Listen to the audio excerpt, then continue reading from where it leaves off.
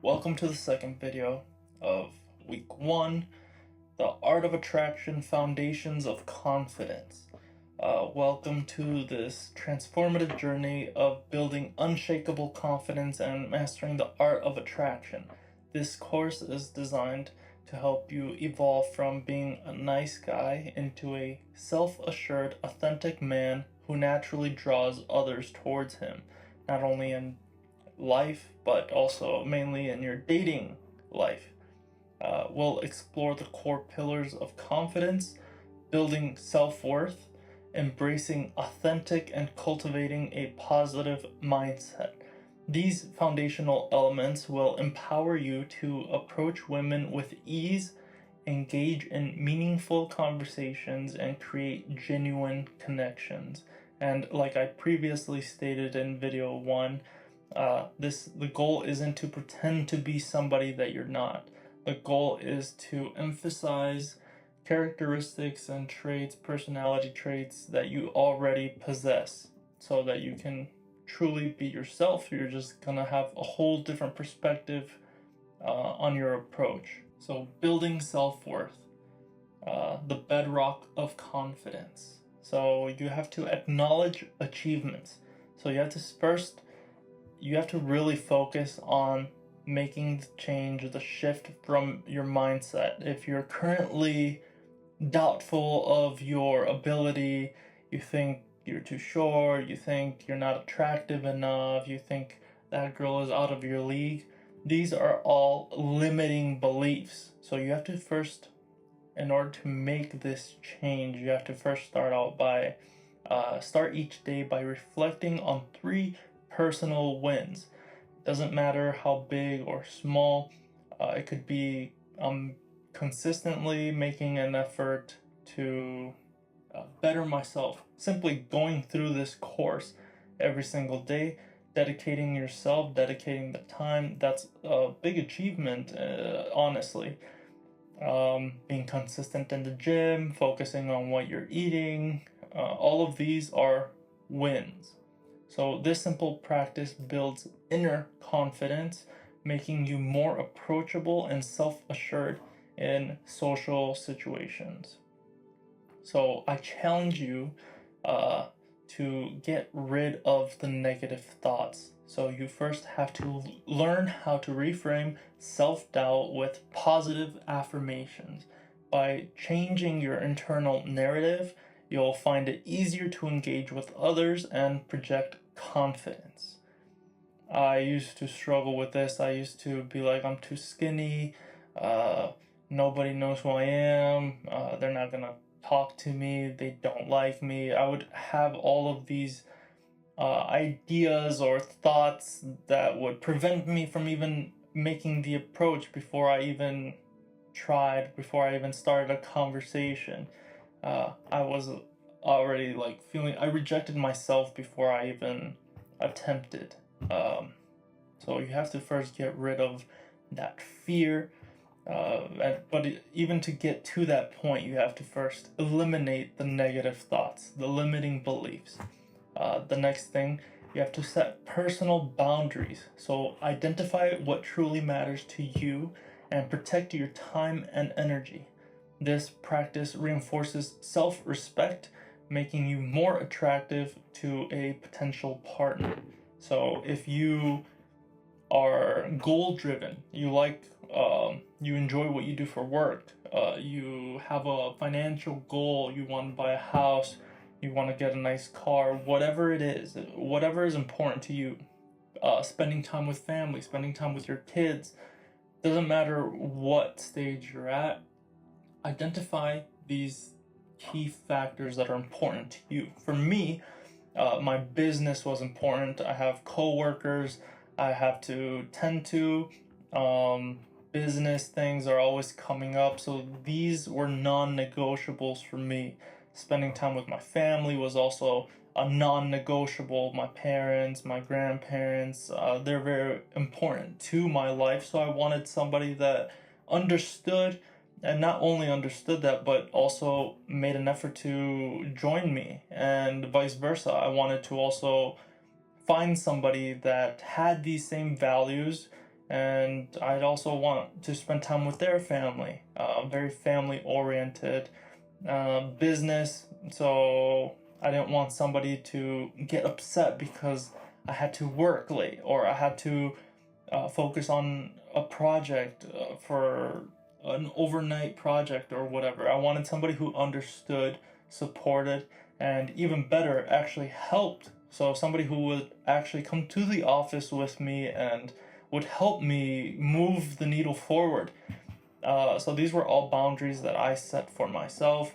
I didn't want somebody to get upset over minor things like texting back right away, and all of a sudden we have this big drama, and in the end it's more draining than it is complimentary to my life. So next I'll explain the power of self-worth in social interactions. I'm gonna give an example. So Tom and Mike, and then I'll go ahead and explain the impact that each different mindset has. So Tom is the hesitant approach. Tom arrives at the party. His self-doubt is evident in his body language. He struggles to initiate conversations, often second-guessing himself. His lack of confidence creates a barrier, making it challenging for others to connect with them. So Tom is more introverted, more to himself, doesn't make eye contact, kind of just in his own little world. He wants to, but he's too scared, and to avoid being rejected or making a fool of himself, he kind of has this internal doubt and causes anxiety, and in the end he's kind of just in his own shell. Mike, on the other hand, he is the confident connector. Mike enters the same party, exuding self-assurance. He moves comfortably through the crowd, engaging in conversations with ease. His strong sense of self-worth allows him to be present and genuinely interested in others, naturally drawing people to him. Now, there's a fine line between being comfortable in your own skin and saying hi, making eye contact, having good posture, and being this obnoxious, loud person that, yes, you draw attention, but not the right type of attention. Somebody who's confident doesn't necessarily go above and beyond to advertise it. Hey, I'm confident here. No, somebody who's truly confident wears it and people just know. You don't have to advertise it. Same thing with wealth. Somebody who's truly wealthy doesn't go and tell you how much he has and wears all these chains. The richest people in the world dress just like everybody else. They even try to underdress to not show how much their worth truly is. When oftentimes you see people who, they have income, they have some sort of wealth, right? But they have all these expensive shoes, designer clothes, chains, and I'm not bashing on it. If you can afford it, of course, by all means, spend your money how you wish. You earned it. I'm not here to bash on that. But somebody who's truly confident doesn't go and advertise, is what I'm saying. So at a party or at a social setting, I'm not telling you to go out and, hey, being loud and obnoxious. No, just, have your head held high, have good posture, make eye contact. If there's a pretty woman and you're crossing paths, don't have your head down and looking away, just, hey, how are you? And treat her just like everybody else. Treat her like a friend. Treat her don't get anxious and overwhelmed just because, pretty girl, I'm gonna shut down. Trust me, I'm telling you from my own experience. I used to feel that way. I'd see a pretty girl and I'd look down, wouldn't even make eye contact, don't look at me, don't look at me, don't look at me. And over time, when I actually built my confidence, I completely changed. I was a completely different person. I made eye contact. I said hi, oh, excuse me, make a little comment or joke, even complimenting. Oh, hey, I like your shirt, or hey, I like your shoes. Where'd you get them? Something that wasn't intrusive, something that wasn't overbearing, something just a simple comment like, oh, hey, nice shoes. Where'd you get them? Like, oh, nice, and then walk away. Like, oh, nice. I plan on getting the black pair or whatever. Something that isn't, oh, you're beautiful or you're pretty. These types of comments in a later video, I'll explain how they're actually counterintuitive. You think you're being nice, but in reality, it seems kind of desperate and thirsty. So the move is to treat them just like you would treat a friend. Like, oh, hey, hi, how are you? Maybe a nice compliment, but don't close in and hide in your shell. The contrast between Tom and Mike illustrates how self-worth fundamentally shapes our social experiences. By building your self-worth, you can transform your interactions, becoming more like Mike, confident, engaging, naturally attractive. And women do find this attractive. Women like a guy who can just talk to them and doesn't show signs of like putting them above them. Yeah, in your mind you can be like, okay, this girl is very pretty, very attractive. I don't want to ruin my chances. But the key is to treat her just like a normal friend and have zero expectations. Don't compliment her shoes hoping you're going to take her home. Like, of course, that could be the underlying goal, but don't demonstrate that. You don't want to make it obvious. Embracing authenticity, your unique puzzle piece. Identify core values. Take time to list and reflect on values that truly define you. This exercise aligns your actions with your authentic self, leading to more genuine and meaningful interactions with potential partners. Practice self-reflection. Dedicate time to understanding your interests and passions. This self-awareness enhances your authenticity, making you more relatable and interesting to others, kind of how I explained earlier. Express yourself openly. Share your passions and interests in conversations. This openness demonstrates confidence and uniqueness, key traits that women find attractive in a potential partner. So if you have quirks and stuff like that, personally, I love to read books. I didn't necessarily watch movies or shows on Netflix, and this is something that I would express. I would say, yeah, I know it's a little geeky or whatever, but I actually enjoy reading books all the time. I read all the time. So I would express that, and most guys have kind of, they like cars, they like all these, how would I say, mainstream hobbies.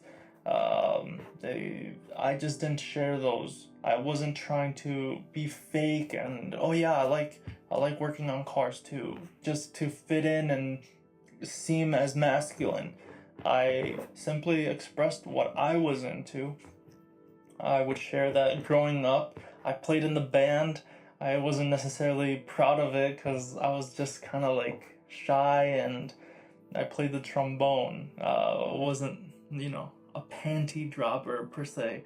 But yeah, I didn't necessarily hide these things. I would joke about it, and I was just my genuine self. I wasn't lying to women to pretend to be somebody I'm not, to hopefully have them intrigued or interested.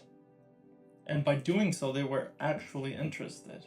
Women and people in general, whether it's friendships or in business, they can tell whether you're being sincere or not.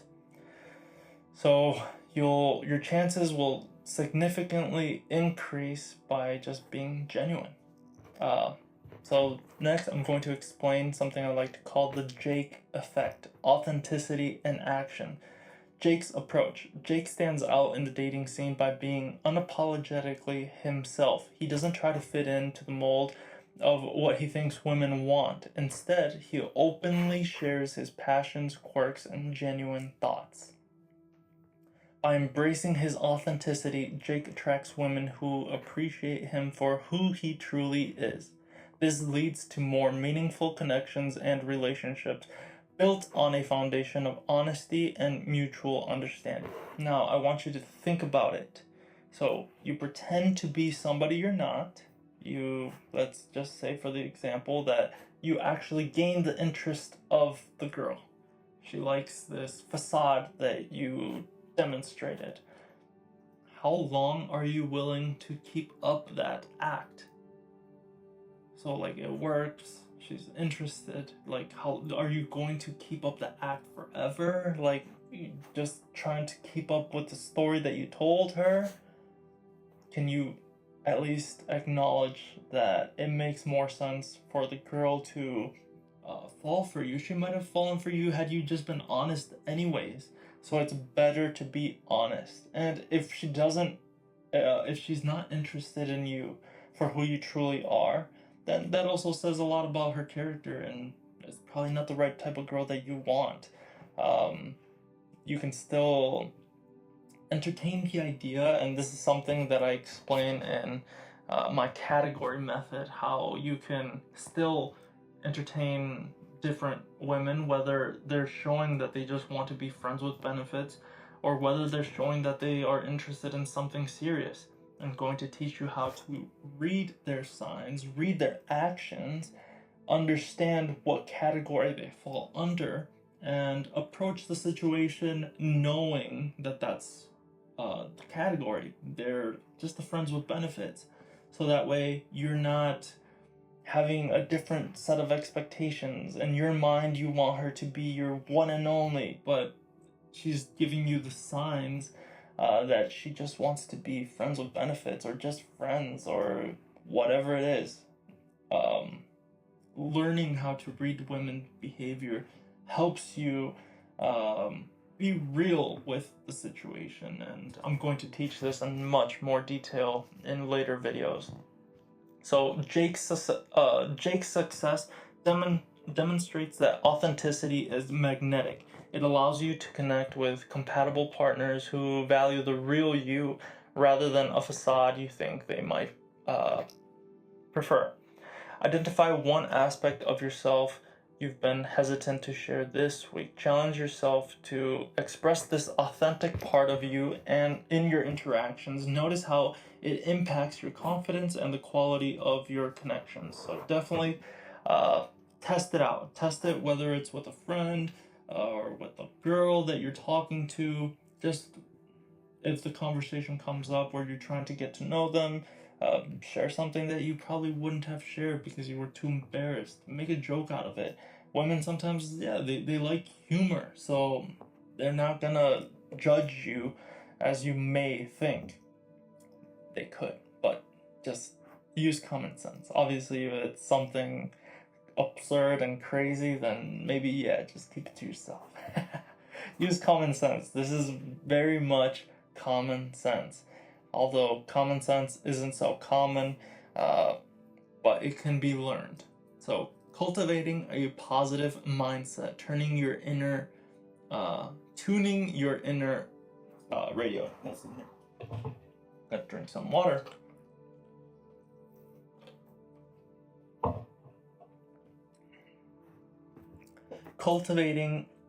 So the next is cultivating a positive mindset, tuning your inner radio. Here are some steps that you can do immediately, starting today, starting now, to help you make these adjustments. So I'm not only going to tell you what you have to change, but I'm also going to teach you what you can do to actively move in that direction. And these things are all things that the most successful people in the world all have in common. They've all implemented these steps at some point or another. This helped me become the confident leader that I didn't believe I was before. So, gratitude journaling. Daily note 3 things you're grateful for. This practice shifts your focus to positivity, enhancing your overall approachability and attractiveness. Mindfulness meditation. Dedicate time each day to calm your mind. This practice increases self-awareness and reduces anxiety, especially when approaching potential partners. Identify thoughts like "I'm not good enough" by limiting beliefs. So identify the thoughts like "I'm not good enough" by journaling daily. Replace them with empowering beliefs. "I grow and learn every day." This shifts your mindset and dismantles limiting beliefs. So instead of saying, "Oh yeah, but I'm not good at phone calls," say, I'm actively working to improve my communication over the phone." There's a big difference in mindset, and not only are you like telling your mind this, but what one believes, one achieves. Visualization. Regularly visualize successful positive interactions. This mental rehearsal builds confidence and prepares you for real life social situations.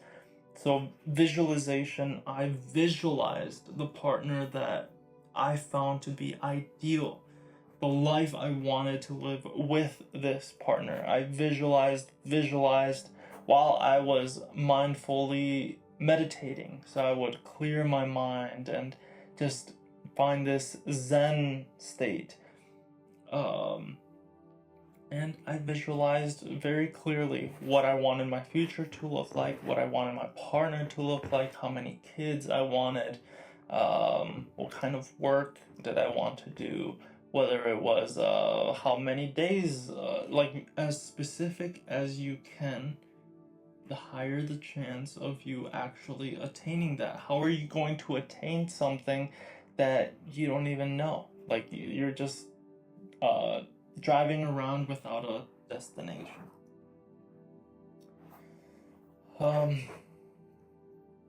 So a man constantly expecting rejection approaches interactions with anxiety and hesitation. This mindset creates a self-fulfilling prophecy, often leading to awkward encounters or missed opportunities.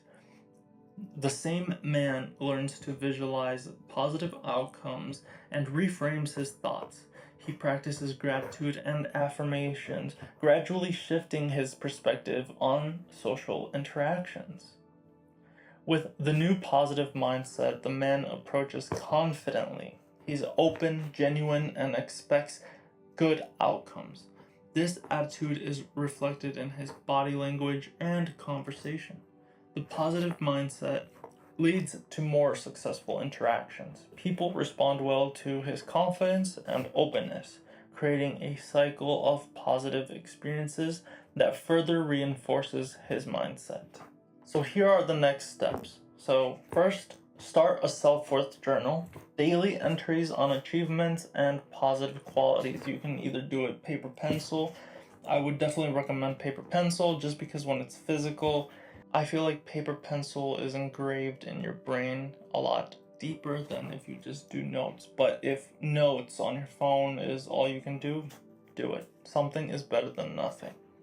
The expected outcome, it increases self-awareness and confidence. It allows you to be truly transparent, and here is an instance where you do not want to lie to yourself. You can identify different things that you want to work on, different limiting beliefs. Do I think, what are these things that you're self-conscious about?